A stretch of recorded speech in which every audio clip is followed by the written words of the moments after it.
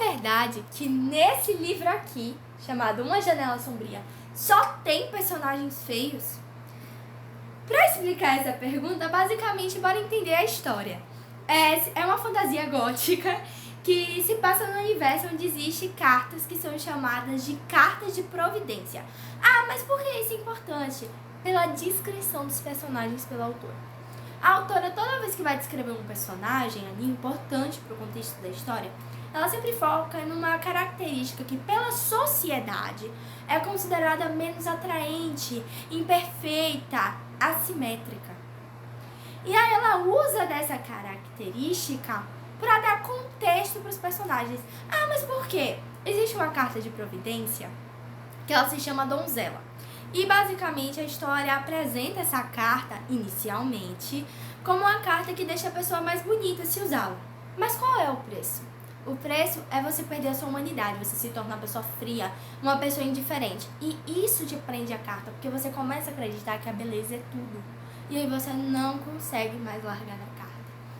Ah, mas por que isso é importante pra gente entender o contexto da história? Toda vez que um personagem usa essa carta, ele perde a característica que torna ele naquele livro. Por exemplo, né, a gente começa vendo a prima da protagonista, né? A protagonista se chama Elspeth. Aí a prima dela começa a usar essa carta. E aí uma característica que é usada para descrever ela, né, dentre outras além no livro, é perdida. Muitas características que ela tinha, que tornavam ela, que tornavam a personalidade dela, que faziam a pessoa dela no livro. A autora ela não foca em questões de perfeição, de simetria. Quando ela chama uma pessoa de linda no livro, sempre vai citar alguma coisa que, socialmente falando, não é atraente, não é vista como uma relevância, não é vista como uma beleza própria. E a autora usa disso o livro inteiro para mostrar como a partir do momento que a pessoa se torna perfeita aos olhos dos outros, ela também está perdendo uma parte de si, ela está perdendo uma característica de si. E ao longo do livro a gente vai fazendo essa reflexão. E na verdade, a carta da donzela nunca foi para tornar alguém bonito. O objetivo dessa carta é muito mais profundo e a gente só vai entender nesse livro aqui, Coroas Retorcidas, que é o livro 2. Então a gente passa o tempo todo vendo essa superficialidade que é usada para essa carta. Essa carta é associada à ideia de perfeição, de status, de elite. E por causa disso, ninguém realmente entende o significado dela e o peso que essa carta de providência tem no livro.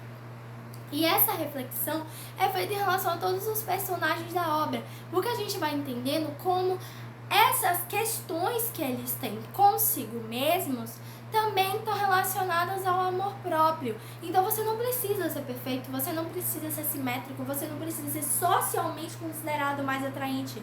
Você não pode perder sua humanidade, você não pode perder a sua essência.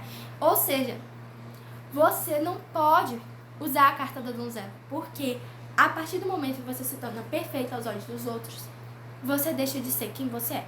E assim, isso torna a história perfeita, porque a autora ela não busca criar personagens lindos e que não sei o que, como muitos livros trazem essa ideia de perfeição.